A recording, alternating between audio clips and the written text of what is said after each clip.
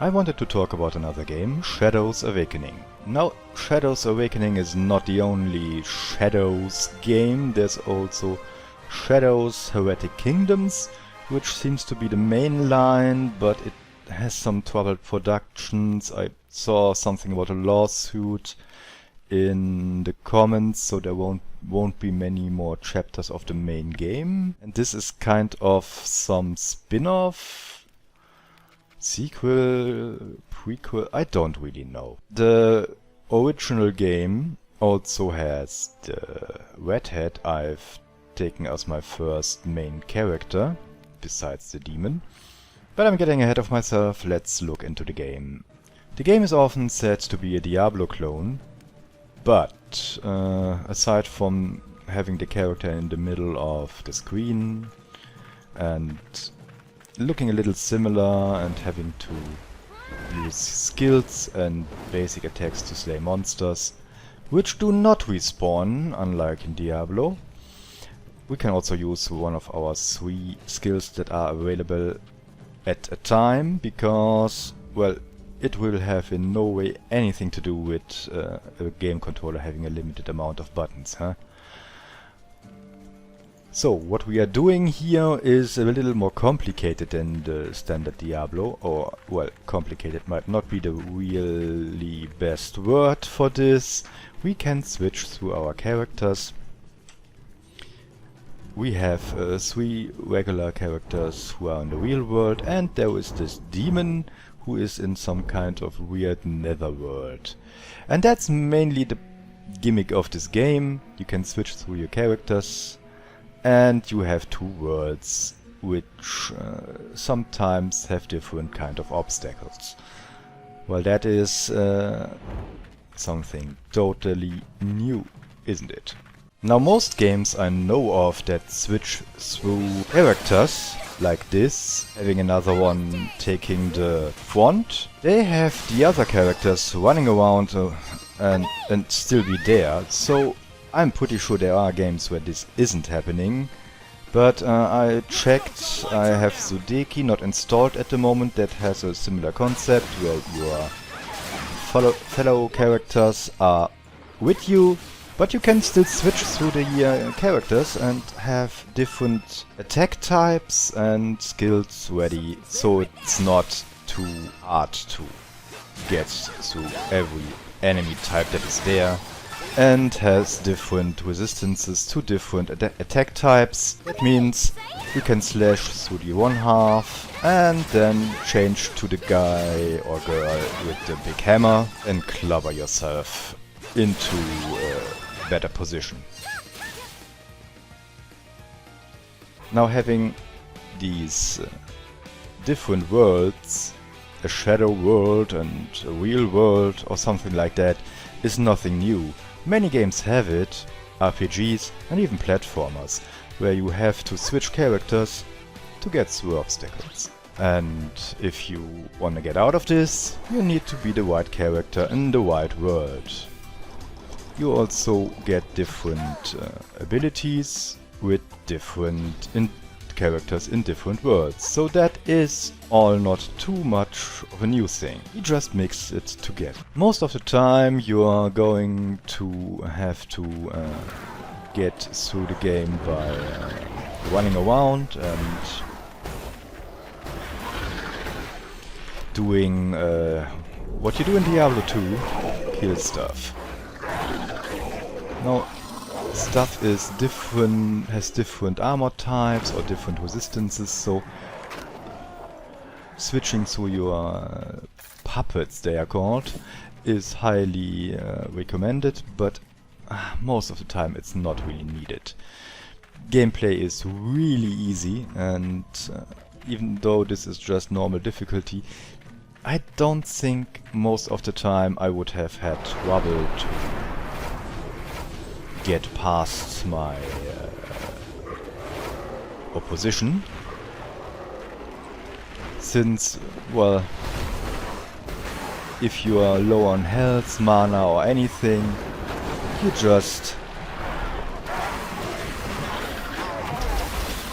switch characters and, well, there is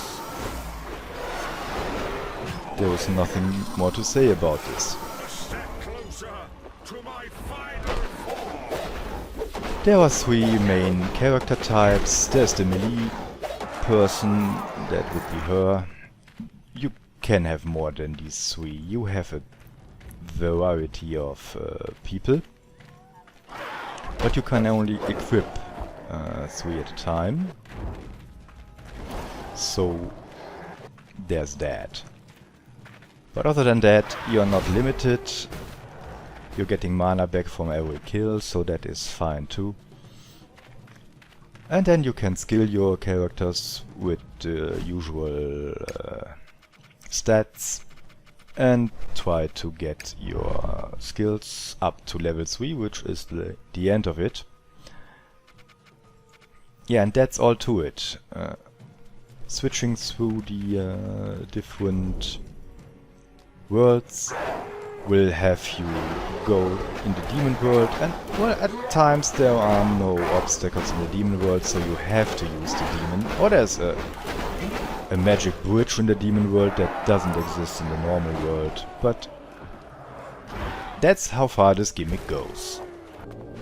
Aside from the monster killing, that is just a one-way thing because there's no respawn, as I mentioned. You have to get past these obstacles by switching through the worlds. And there are a few riddles and well, chores you have to do, like pushing a boulder to a plate that that opens the door. There are little puzzles like the one here on the floor where you have to move the little things in the right direction, and after that another door opens. Basic stuff and not too complicated.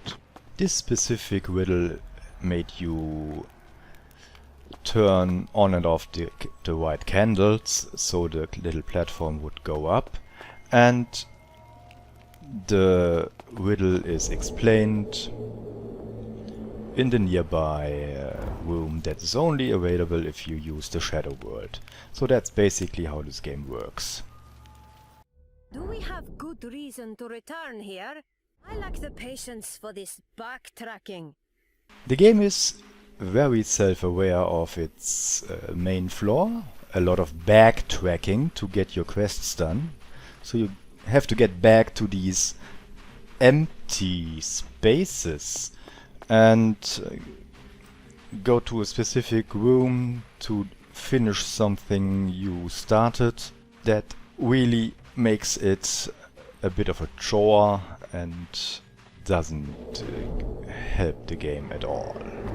Your main character, Evira, one of 3 character choices you have at the beginning, is absolutely the best thing in the game. I saw a similar looking redhead in the other games, so I think she was supposed to be the main character of the series, and with good reason, but even she can only carry this game so far. The backstory and other things about this world are explained in various books you can find around the world. Now, I'm not against a little word-heavy RPG, but I prefer to have it by dialogue or by running around and seeing the things for yourself. I really dislike having books in my games, at least that many, who explain everything. If I want to read a book, yeah, guess what? I'm going to read a book. It's a video game. Show, don't tell would be the better way to do it. Well, not in this game. At various points in the game you find this sanctuary, and here you could change your puppets.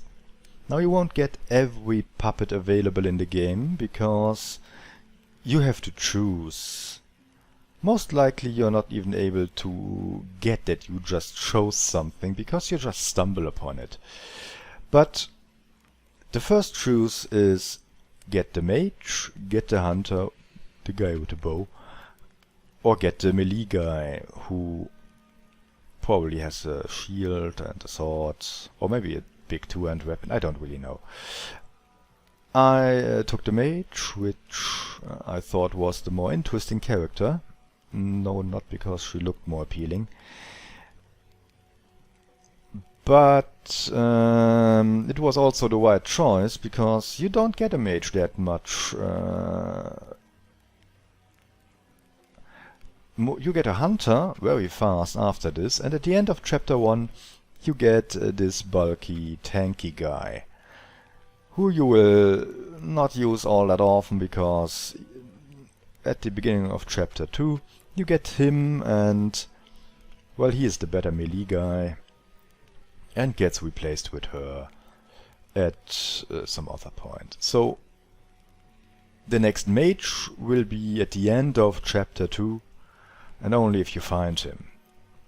I really don't think they distributed these characters in the right way. You also see there are less mages anyway. Some of these puppets mean you don't get the other one, and very often you don't even get to choose, you just stumble upon them. Story and characters of the game are not that great. I mean, Evira is a great character, but well, that's about it. And the main storyline is, well, a little dull, to put it lightly.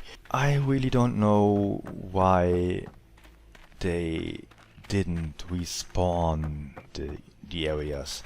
It's so... I mean, they wanted to control how many levels you gain to make sure the boss battles are not won by being over-leveled. Then again, most boss battles are just avoid a lot of bullets and minions and hopefully get some hits in to get the boss out of your life.